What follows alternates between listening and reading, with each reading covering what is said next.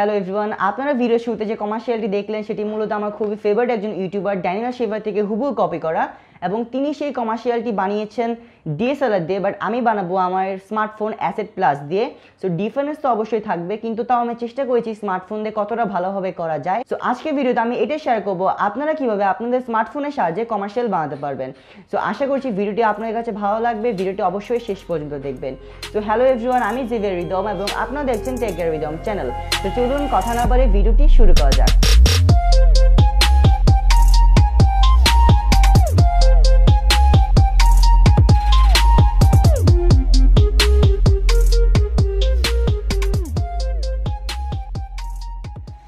তো আমাদের ফার্স্ট শর্টটি ছিল স্টপ মোশন। যদি আপনি স্টপ মোশন কি জেনে না থাকেন তাহলে আমি বলছি, আপনি যদি ছবি তুলে তুলে একটি ভিডিও বানান তাহলে সেটাকে স্টপ মোশন বলা হয়। তো আমি প্রথমে কি করেছি, একটি সিরিয়াল দিয়েছি, সেটা একটি ছবি তুলেছি, দুইটা দিয়েছি, সেটা ছবি তুলেছি, তিনটা চারটা পাঁচটা প্রতিটা করে সিঙ্গেল করে একটি ছবি তুলেছি।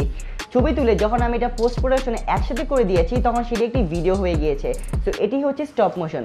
সো আমি যখন ছবি তুলছি প্রত্যেকটা ছবি তুলে সিরিয়াল বাই আমি প্রিমিয়ার প্রোতে নিয়ে যাই এবং প্রিমিয়ার প্রোতে নিয়ে ইজিলি সেটাকে একটা ভিডিওতে কনভার্ট করে ফেলি। সো এই স্টপ মোশনটাকে যদি আমি ভিডিওতে কনভার্ট করি তাহলে এই স্টপ মোশন ভিডিওটি দেখতে লাগবে ঠিক এরকম। সো ফার্স্ট শটটিতে খুবই ইজি ছিল, এটা আপনারা স্টপ মোশনের মাধ্যমে ইজিলি করতে পারবেন।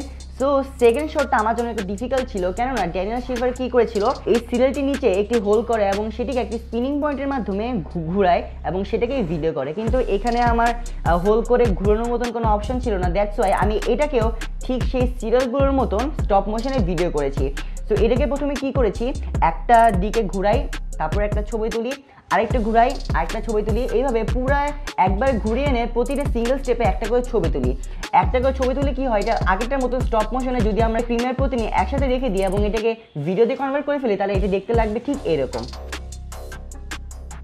তো চলুন এবার আমরা থার্ড শটে চলে যাই। থার্ড শটটা কিন্তু খুবই ইজি ছিল, জাস্ট আমি আমার ক্যামেরাটিকে অ্যাঙ্গেলের অনুযায়ী একটি ট্রাইপডে রাখি এবং সেটাকে আমি আমার প্যাকেটটা মাঝখান বরাবর রেখে জাস্ট প্যাকেটটা খুলি এবং প্যাকেটটা খোলার পরে ভিডিওটি শেষ হয়ে যায়। এটাকে আমি জাস্ট প্রিমিয়ার প্রোতে নিই এবং প্রিমিয়ার প্রোতে নিয়ে জুম করে দিই। তারপর জুম করে দেওয়ার পরে জাস্ট আমার আগের যে শটটি ছিল সেটার পরে একটি ট্রানজিশন দিয়ে সরাসরি নিয়ে চলে আসি এবং এটি দেখতে লাগে ঠিক এরকম।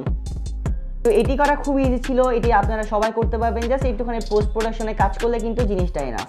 তো নেক্সট যে স্টেপটি আছে সেটা কিন্তু আমার জন্য খুবই কমপ্লিকেটেড ছিল এবং এটির জন্য কিন্তু আমার অনেক সাফারও করতে হয়েছে। এটার জন্য আমি কিন্তু গ্রিন স্ক্রিন ব্যবহার করেছি। আপনারা গ্রিন স্ক্রিন ব্যবহার করতে পারেন বা আপনাদের কাছে যদি ভালো একটি ব্যাকগ্রাউন্ড থাকে তাহলে সেই ব্যাকগ্রাউন্ডে করতে পারেন। মূলত ভালো একটি ব্যাকগ্রাউন্ড দেওয়ার জন্য আমি গ্রিন স্ক্রিন ব্যবহার করেছি এবং এই যে আমার সিরিয়াল বক্সটি রয়েছে সেটিকে আমি একটি স্টিকের সাহায্যে কস্টিপ দিয়ে লাগাই এবং লাগানোর পরে আমি জাস্ট গ্রিন স্ক্রিনের সামনে এটাকে ঘুরাই এবং ঘুরানোর পরে কিন্তু এটা ব্যাকগ্রাউন্ডের জাস্ট আমি রিমুভ করে দিই, এটি কাজ শেষ। এবং এখানে আমাদের আরেকটি কাজ করতে হবে, সেটা হচ্ছে এখানে দেখতে পাচ্ছেন আমাদের সিরিয়ালগুলো ব্লাস্ট করছে। সো এটাও একটা শট এবং এটি হচ্ছে মূলত দুইটা শটের একটা কম্পোজিশন। সো এটা কিন্তু খুবই ডিফিকাল্ট ছিল এবং আমি যে সিরিয়ালগুলো ব্লাস্ট করি সেটাও কিন্তু আমি গ্রিন স্ক্রিনে নিয়েছি। আমি জাস্ট নিচে বসে সিরিয়ালগুলো উপর দিকে ছুড়ে দিই এবং সেটাকে গ্রিন স্ক্রিনের মধ্যে করি এবং গ্রিন স্ক্রিন থেকে ব্যাকগ্রাউন্ডটা রিমুভ করে দুটোকে একসাথে এনে একটি কম্পোজিশন করে ফেলি। সিরিয়াল বক্সটা আগে থাকবে এবং এর পিছনে সিরিয়ালগুলো দিয়ে দুটোকে একসাথে মিক্স করে দিই, যার ফলে মনে হচ্ছে যে আপনার যে সিরিয়াল বক্সটি হয়েছে তার থেকে সিরিয়ালগুলো ব্লাস্ট করে বেরিয়ে আসছে। সো এটা আপনারা সাবধানে করতে হবে এবং আমি আগে বলেছি যদি গ্রিন স্ক্রিন না থাকে তাহলে ভালো একটি ব্যাকগ্রাউন্ড ব্যবহার করবেন, এটা সৌন্দর্যের জন্য। সো এটি আমি মূলত করতে পেরেছি এবং করার পরে জিনিসটি লেগেছে ঠিক এরকম। এবং এখানে যে ব্যাকগ্রাউন্ডটি ইউজ করেছি সেটাই মূলত ড্যানিয়েল শিফার যে ব্যাকগ্রাউন্ডটি ইউজ করেছে সেটাই করেছি, সেটার মতো না হলে কিছুটা সেটার মতন চেষ্টা করেছি এবং আশা করছি এটা আপনাদের কাছে ভালোই লেগেছে। এবং সিরিয়ালগুলো যেগুলো দেখছেন সেগুলো খুব বেশি একটা স্পষ্ট না, কারণ যেহেতু এটা খুবই ফাস্ট মুভমেন্টে ছিল গ্রিন স্ক্রিনের কারণে গ্রিন স্ক্রিন থেকে ঠিকমতো রিমুভ হয়নি।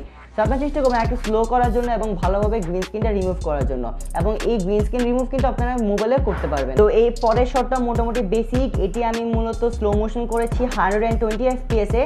এখানে এটাও খুবই বেসিক ছিল, যে গ্রিন স্ক্রিনের সামনে দিয়ে আপনারা আপনাদের সিরিয়ালটিকে নিচের দিকে ফেলবেন। সো আমি এখানে গ্রিন স্ক্রিন ব্যবহার করিনি, আমি নর্মালি একটি ব্যাকগ্রাউন্ড ব্যবহার করেছি, আমার বাসার ব্যাকগ্রাউন্ড, আমার বাসার দেয়াল ব্যবহার করেছি।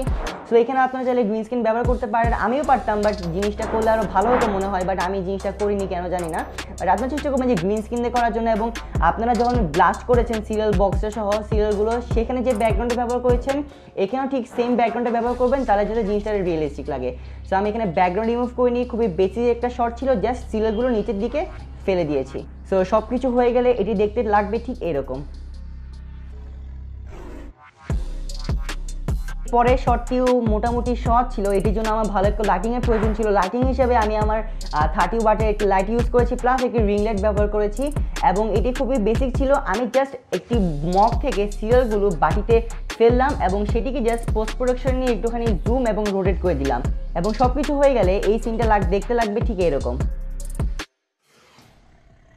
সো এর পরের শটটা মোটামুটি কঠিন ছিল, কেননা এখানে আমাকে মূলত বাটির মধ্যে দুধটা ঢালতে হবে এবং আমার যে ক্যামেরাটা রয়েছে সেটাকে সামনের দিকে নিয়ে আসতে হবে। তো আমি মূলত সেটাই করেছি, আমি যে জুম করে দিয়েছি এবং সিরিয়ালটা আমি সুন্দর করে গোল করে ঢেলেছি এবং আপনার চেষ্টা করবেন যখন কোনো কমার্শিয়াল বানাবেন তখন সাথে একটা হেল্পিং হ্যান্ড রাখার জন্য। তো এই জন্য আমি খুবই সহজে এটা তৈরি করতে পেরেছি। তো কারো না কারো হেল্প নিয়ে এসব জিনিসগুলো তৈরি করবেন, তাতে আপনার টাইম অনেকখানি সেভ হবে। তো সব কিছু ঠিকঠাক হয়ে গেলে, এটা আপনার পোস্ট প্রোডাকশনে সব কিছু ক্লিয়ার হয়ে গেলে এই সিনটা দেখতে লাগবে ঠিক এইরকম।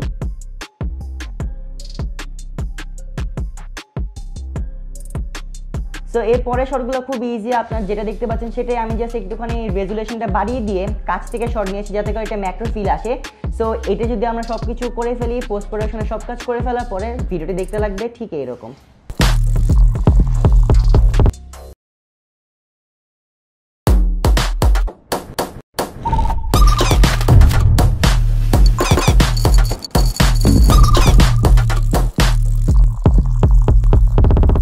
তো আমি একটা কথাই বলতে চাই, এইসব কমার্শিয়াল বানানোর জন্য ডিএসএলআরটা কিন্তু এসেনশিয়াল না।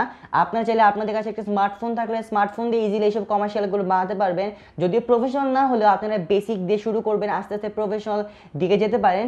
সো আমি বলবো আপনারা এগুলো ট্রাই করতে পারেন, কিছু ক্রিয়েটিভ কাজ করতে পারেন। সো এটা ছিল আমার ভিডিও, আশা করছি ভিডিওটা আপনাদের কাছে ভালো লেগেছে। যদি ভিডিওটি ভালো লেগে থাকে তাহলে আমার এই ভিডিওকে একটা লাইক দিবেন এবং আমার চ্যানেলটিকে সাবস্ক্রাইব করে পাশে থাকা বেল আইকনটি ক্লিক করে দিবেন, যাতে করে আমার পরবর্তী সব ভিডিও নোটিফিকেশন আপনারা সবার আগে পান। সো দেখা হচ্ছে পরবর্তী নতুন কোনো একটি ভিডিওতে। Till then stay tuned with Xavier rhythm.